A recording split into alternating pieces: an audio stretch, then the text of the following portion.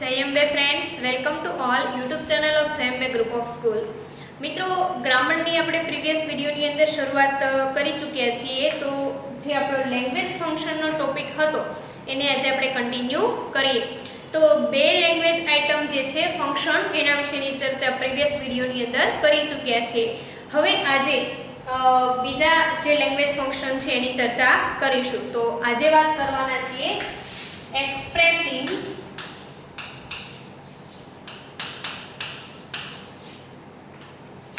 manner of an action. મિત્રો, આ તમારું જે ટોપિક છે એનું નામ છે એક્સપ્રેસિંગ મેનર. હવે ખાસ તમારે આ બાબતને ધ્યાનમાં રાખવાની છે. હવે આનો ઉપયોગ ક્યારે થશે મિત્રો? એક્સપ્રેસિંગ મેનરનો ઉપયોગ તો કે આ ફંક્શનનો ઉપયોગ કોઈ એક વ્યક્તિ બીજી વ્યક્તિની જેમ કાર્ય કરતી હોય એવું જ્યારે દર્શાવવામાં આવે. ખાસ ધ્યાન રાખજો મિત્રો, આનો ઉપયોગ થશે એક વ્યક્તિ જ્યારે બીજી વ્યક્તિની જેમ કાર્ય કરતી હોય દેખાડવામાં આવે.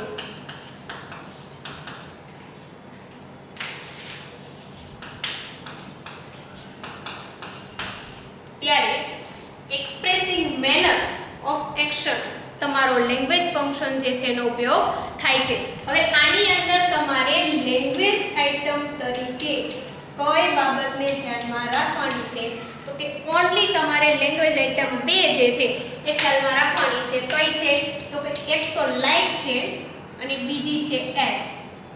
હવે આ બંને એવા વર્બ ફોર્મ છે કે જેનો અર્થ તમે કરો તો શું થાય? લાઇક એટલે કે ની જેમ અને એસ એટલે કે એના જેવું છે. બરાબર? તો આપણે અહીંયા વાત છે ની કરી તો કે એક વ્યક્તિ જ્યારે બીજી વ્યક્તિની જેમ કાર્ય કરતી હોય એવું દેખાડવામાં આવે ત્યારે શું વપરાય છે? Expressing manner.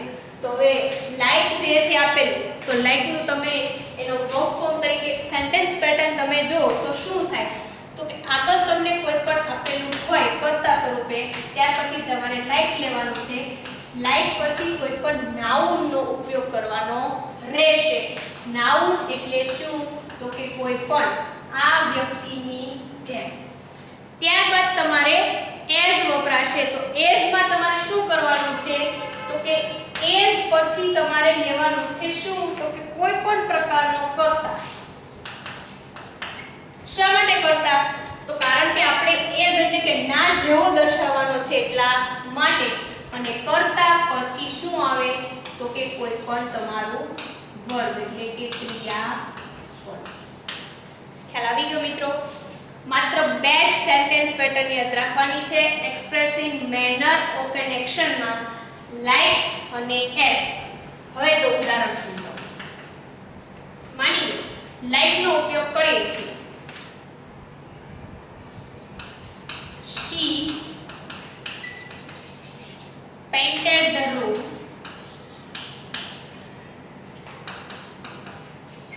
like an expert. જો painted the room, તેણીએ રૂમને પેઇન્ટ કર્યો લાઈક કોની જેમ? An expert. આ તમારું શું છે અહીંયા? નાઉન. ખ્યાલ આવે છે મિત્રો? She painted the room like an expert. તેણીએ રૂમને એક એક્સપર્ટની જેમ પેઇન્ટ કર્યો. બીજું ઉદાહરણ સમજીએ લાઇક નું. She run fast like Milkha. જો લાઇક અને પછી આ મિલ્ખા એ શું છે? કોઈ પણ નાઉનનો એટલે કે નામનો ઉપયોગ થયેલો છે. તો લાઇક વાળા સેન્ટેન્સ આઈ થિંક તમને સમજાઈ ગયા હશે. એકદમ ઈઝી છે મિત્રો કે એક વ્યક્તિ હોય એને બીજી વ્યક્તિની જેમ કાર્ય કરતી દેખાડવામાં આવે. એણે રૂમને પેઇન્ટ કર્યો. કોની જેમ કર્યો? તો કે એક્સપર્ટની જેમ. તો એક્સપર્ટની સાથે એને કાર્ય કરતી દેખાડવામાં આવી છે. પછી તેણી દોડે છે ફાસ્ટ કોની જેમ તો કે મિલ્ખાની જેમ. તો મિલ્ખાના કાર્યની સાથે એના કાર્યને જે છે એ દેખાડવામાં આવેલું છે. ત્યારબાદ એઝ નો ઉપયોગ જોઈએ મિત્રો. તો એઝ માં તમારે ખાસ ધ્યાન શું રાખવાનું છે, આગળ કાંઈ પણ લ્યો તો આગળ કરતા હશે ને તો બીજી વાર પણ કરતા આવશે. શા માટે? કારણ કે તમારે આ કર્તાને આ કર્તાની સાથે કાર્ય કરતું દેખાડવાનું છે. For example, the student answered as the teacher told. અથવા તમારે where નો ઉપયોગ કરવો હોય તો પણ કરી શકો. teacher were told. હવે જો as પછી the teacher કોણ આવ્યું? કર્તા. કર્તા પછી તમે અહીંયા શું લીધું? વર્બ. હવે વાક્ય રચનાની સાથે સરખાવો મિત્રો.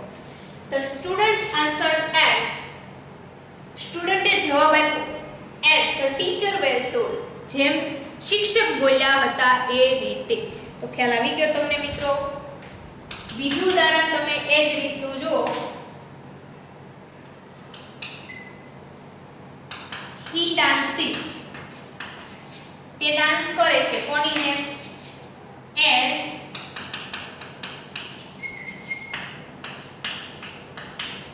Michael Jackson. Michael Jackson he dances as અહીંયા તમને આપેલું છે કોની જેમ કરે છે તો કે માઇકલની જેમ. તો ખાસ ધ્યાન રાખવાનું મિત્રો તમારે કે કોઈ પણ લાઈક અથવા તો એસ આપેલું છે તો એની સાથે એની સરખામણી તમે જ્યારે કરો ત્યારે તમારે હંમેશા વાક્ય રચના પ્રમાણે વાક્ય જે છે બેસવું જોઈએ. અને ખાસ ધ્યાન રાખવાનું કે મેનર પૂછાય એટલે લાઈક અને એસ આ બે જ વાક્યની અંદર ઉપયોગમાં લેવાયેલા હોય. હવે તમને 4 ઓપ્શનમાં આપેલા હોય તો એની અંદર પછી શું યાદ રાખવાની રહેશે? વાક્ય રચના. લાઈક પછી હંમેશા નાઉન અને એસ પછી કર્તા અથવા વર્બ અથવા તો સીધું તમને વ્યક્તિનું નામ આપી દીધેલું પણ હોઈ શકે. તો આ તમારું એક્સપ્રેસિંગ મેનર ઓફ એક્શન જે છે એ ટોપિક અહીંયા કમ્પ્લીટ થાય છે. હવે એના જ જેવો સેમ એક ટોપિક છે મિત્રો,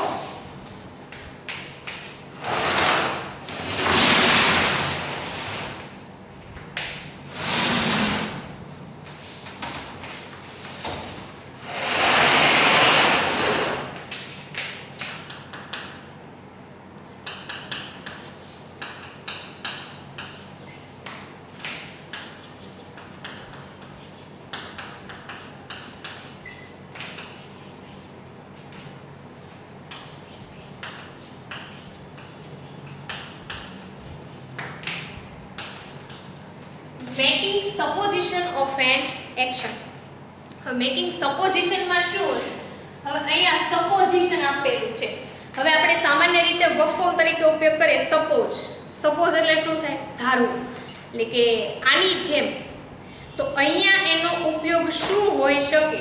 તો આપણે એવું કહી શકીએ કે કોઈ એક વ્યક્તિ બીજી વ્યક્તિની જેમ કાર્ય કરવાનો દેખાવ અથવા તો ઢોંગ કરતી હોય. ખાસ યાદ રાખજો મિત્રો,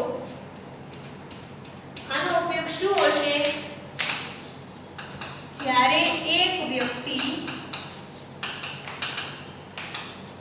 બીજી વ્યક્તિની જેમ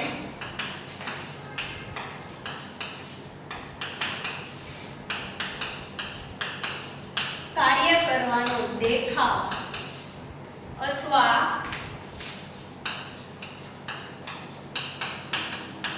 ઢોંગ કરતી હોય ત્યારે શું વપરાય છે? તો કે મેકિંગ સપોઝિશન. તો હવે અહીંયાની લેંગ્વેજ આઇટમ કઈ હશે? તો લેંગ્વેજ આઇટમ તરીકે અહીંયા ઉપયોગમાં આવશે એઝ ઇફ અને એઝ ધો. માત્ર આ બે લેંગ્વેજ આઇટમ જે છે એનો જ ઉપયોગ તમારે આ મેકિંગ સપોઝિશન માં કરવાનો. હવે બરાબર તમે યુઝ જો કે એક વ્યક્તિ જો એક્સપ્રેસિંગ મેનર માં તમે શું જોયું? એક વ્યક્તિ બીજી વ્યક્તિની જેમ કાર્ય કરતી હોય. અહીંયા એક વ્યક્તિ બીજી વ્યક્તિની જેમ કાર્ય કરવાનો દેખાવ અથવા તો ઢોંગ કરતી હોય ત્યારે વપરાશે એઝ ઇફ અથવા તો એઝ ધો. અને શું છે તમારું મેકિંગ સપોઝિશન, એટલે કે જે કાંઈ તમારું સપોઝ છે, ધારવાનું છે કે આની જેમ કાર્ય કરવાનો દેખાવ કરે છે, આની જેમ કાર્ય કરવાનો ઢોંગ કરે છે, ત્યારે તમારે મેકિંગ સપોઝિશનનો ઉપયોગ થશે. એઝ ઇફ ની અંદર શું હશે તો કે એઝ ઇફ પ્લસ તમને આપેલો હશે કરતા.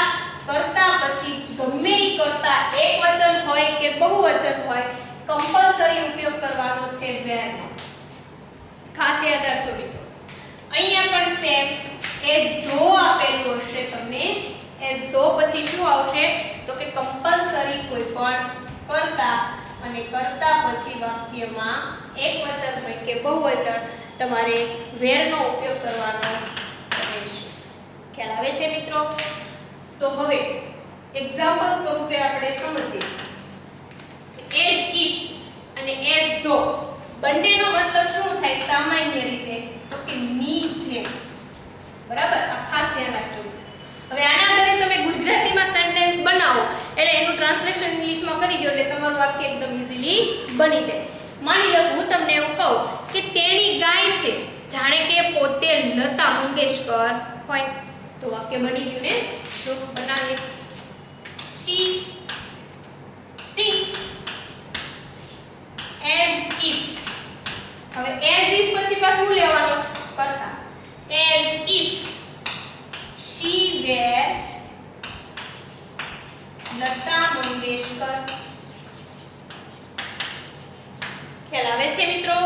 જો ખાસ ધ્યાન રાખજો, અહીંયા તમે as if નો ઉપયોગ કર્યો છે, ત્યારબાદ તમે તમારો સબ્જેક્ટ લીધો છે, સબ્જેક્ટ પછી કમ્પલસરી તમે વરનો ઉપયોગ કરેલો છે, અને ત્યારબાદ તમે જેની સરખામણી કરો છો એ તમારું કમ્પેરિઝન નામ તમારે અહીંયા લેવાનું થશે.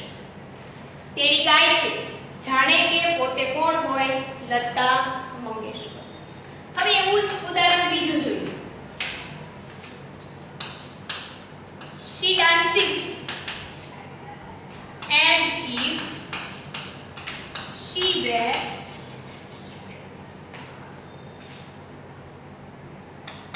અનુષ્કા. તેણી ડાન્સ કરે છે જાણે કે પોતે અનુષ્કા હોય. હવે સેમ એઝ ધોમાં પણ તમારે એ જ કરવાનું છે. વાક્ય સમજીએ. The clerk behaves as though he were boss of the office.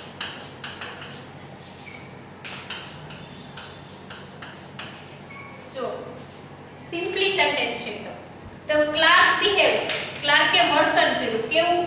as though he were boss of the office. હવે અહીંયા આપણો કરતા આવી ગયેલો છે મિત્રો, સબ્જેક્ટ પ્લસ વર અને as though ની જેમ. ક્લાર્કે કોની જેમ બિહેવિયર કર્યું? જાણે કે પોતે ઓફિસનો બોસ હોય એ રીતે. તો આપણને અંદાજ આવી ગયો મિત્રો કે પોતે એક બોસ હોય ઓફિસનો એ રીતે ક્લાર્કે બિહેવિયર કર્યું. તો એ શું થયું તો કે એક વ્યક્તિ બીજી વ્યક્તિની જેમ કાર્ય કરવાનો દેખાવ કરે છે, ઢોંગ કરે છે. ટીટ bats as though he were Ganguly.